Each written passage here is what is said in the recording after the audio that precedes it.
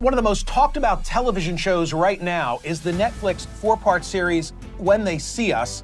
It tells the story of the so-called Central Park Five, the five New York City youths ages 14 to 16 who were convicted of rape after an April 19, 1989 attack in Central Park.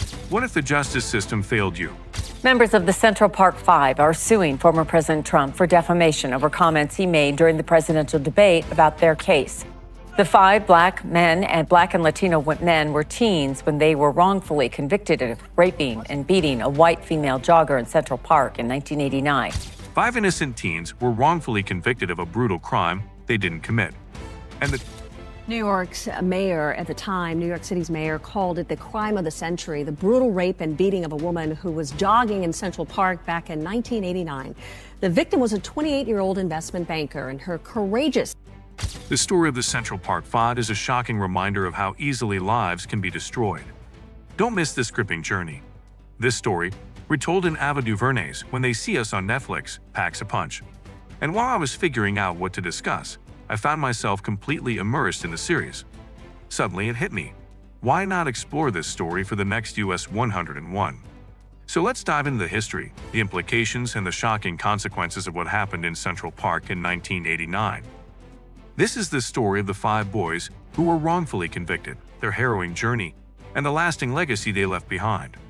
But to fully understand their story, we need to go back to 1980s New York City.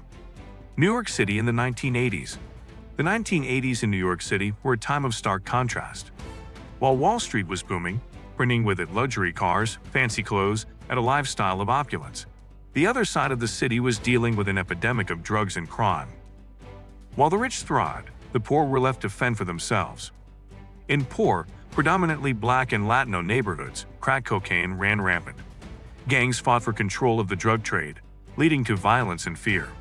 Places like Harlem were dangerous, and it wasn't just petty crime, it was life-threatening.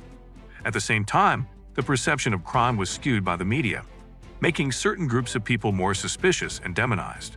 As crime rates soared, an undercurrent of fear grew within the city, and divide began to widen between communities. The rise of vigilantism and fear. This atmosphere of fear led to incidents like the infamous 1984 shooting by Bernard Goetz, a man who shot and wounded four black men in a subway car, claiming self-defense. The case sparked a nationwide debate about vigilantism and how far one should go to defend oneself. Fast forward to 1986, and a horrific event took place in Howard Beach, Queens, where three black men were attacked by a mob of white men. One of them, Michael Griffith, was struck by a car and killed while fleeing the mob. This further cemented the divide between communities. By 1989, the crime rate was at an all-time high. In that year alone, New York City had over 2,000 murders.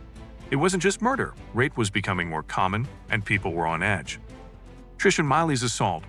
On April 19, 1989, a horrific crime took place in Central Park. Trish and Miley, a woman out for a jog, was brutally attacked, raped, and left for dead. The city was on high alert, and the police were desperate to find the attacker. Little did they know the focus of their investigation would soon be on five innocent boys. Meanwhile, a group of black and Latino kids, ranging from 14 to 16 years old, were hanging out in Central Park that night. Some were just there to have fun, others were causing trouble. But when the police arrived to break up the group, they rounded up five boys from the crowd. Raymond Santana Jr., Kevin Richardson, Antron McCray, Yusuf Salaam, and Corey Wise. These five would become infamous as the Central Park Five. Forced confessions and a media frenzy. Once in custody, the boys were interrogated for hours. Scared and confused, they were coerced into giving false confessions. They were told that if they confessed, they could go home. But instead, they became the prime suspects in the brutal assault of Trish and Miley. The word welding came into play here, a term used by the police to describe the boys' actions that night. They turned a simple word, wiling out, into welding, painting these boys as a pack of animals out hunting for trouble. The media ran with this narrative, and soon the Central Park Five were seen as dangerous criminals, even though there was no real evidence linking them to the crime. Injustice at its core. When the trial began, the evidence was clear. The boys' confessions didn't match the timeline of the attack, and there was no DNA or blood linking them to the crime scene. Trish and Miley herself couldn't even identify her attacker. But despite all this, the jury convicted all five boys. 4 of them were sent to juvenile detention, but Corey Wise, at just 16, was sent to the notorious Rikers Island, where he spent most of his time in solitary confinement. The others served time as well, ranging from 6 to 13 years, with Wise enduring the worst of it. Matthias Reyes' confession. In 2001, after years of legal battles and the boys' lives forever altered by a crime they didn't commit, a breakthrough finally came. Matthias Reyes, a convicted rapist already serving time, confessed to the assault of Trisha Miley. Reyes' DNA was a match to the crime scene, and the records of the Central Park 5 were expunged in 2002. The city that once condemned these boys now had to reckon with the truth. In 2014, they were awarded $41 million in compensation. But there was still no apology from the real estate mogul who had called for their execution.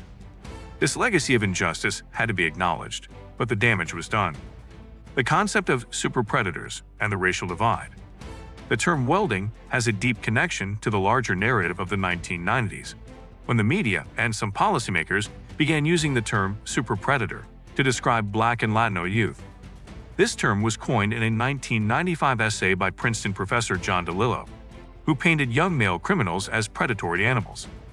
This idea gained traction in the 1990s, especially with the rise of gangster rap and stories about gang violence. It fueled fears among suburban white families, who began seeing Black and Latino youth as a threat to society. Legislation followed, making it easier to punish children as young as 13 in adult court. Race police and the war on youth. The Central Park 5's legacy is twofold. On the one hand, it highlighted the deep flaws in the criminal justice system, especially in how it treats people of color. Movements like Black Lives Matter today demand that police be held accountable for their actions. Body cameras are now commonplace, but the fight for justice continues. On the other hand, the idea of wilding and super-predators still persists today. When large groups of Black and Latino youth gather, there is a perception that they are a threat, and often, they are policed more harshly than their white counterparts. Take, for example, how police handle Black and Latino kids in downtown Chicago during the summer. They are often treated with suspicion and harassment, even if they are simply hanging out with friends. The enduring question of justice. The story of the Central Park 5 is a profound reminder of how racism, fear, and ignorance can shape the fate of innocent people. It's a story that makes us ask, why are certain children seen as a threat simply because of where they're from or the color of their skin? The tragic injustice faced by the Central Park 5 serves as a lesson for all of us, urging us to examine our own biases and our society's systems that perpetuate inequality. And now, after everything you've just uncovered, imagine living with that weight for years, your life stripped away, your freedom gone, for something you didn't even do. The Central Park 5's journey to justice was a long and painful one, but it was a battle that ultimately led to a powerful reckoning. But here's the thing, the fight for truth is ongoing. Every time we turn a blind eye, we risk letting history repeat itself. If you found this story as compelling as I did, you don't want to miss what's coming next. Trust me, we're just getting started. In our next video, we'll dive deep into the Enfield poltergeist investigation. This is one of the most terrifying and controversial hauntings in history. It will make you question everything you know about the supernatural. The truth behind the Enfield haunting is something you have to see to believe, and you won't want to be left out of this mind-bending mystery. Make sure you're not the last to know. Hit that subscribe button now so you don't miss a single moment. Be a part of this journey with us. Join our community, get the latest updates, and let's uncover the truth together, one video at a time. Trust me, you won't want to be the one hearing about it later. Stay tuned, and I'll see you in the next one.